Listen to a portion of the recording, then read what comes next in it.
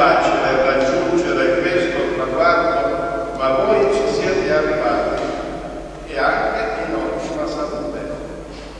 Signor Rosario, penso non solo in ottima salute, ma circondati dai vostri figli, nipoti, amici e parenti che vi stimano e vi vogliono bene. Noi da Toronto,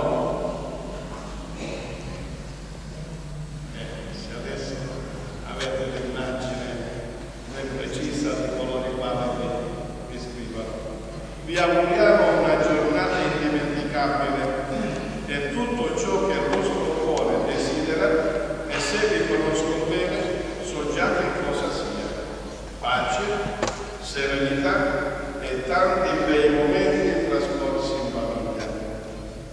È inutile dire, data la distanza, ci è impossibile venire, ma vi aspettiamo qui al più presto per poter trascorrere delle belle giornate insieme. Auguri e un forte abbraccio.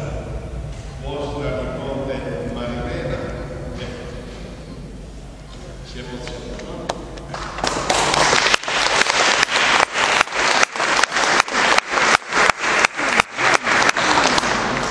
Adesso c'è la consegna degli anelli che noi beneficiamo.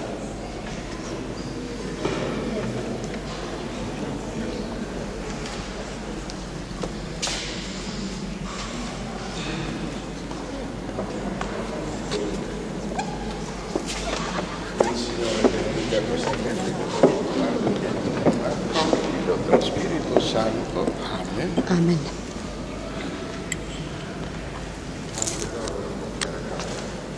Pace, prego. Non dimenticarci. Certo. C'è l'indulgenza. Pace. Mano sinistra, mano sinistra, mano sinistra.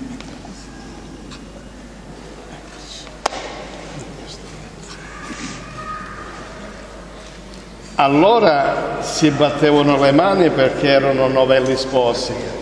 Oggi sono più che sposi, quindi un applauso.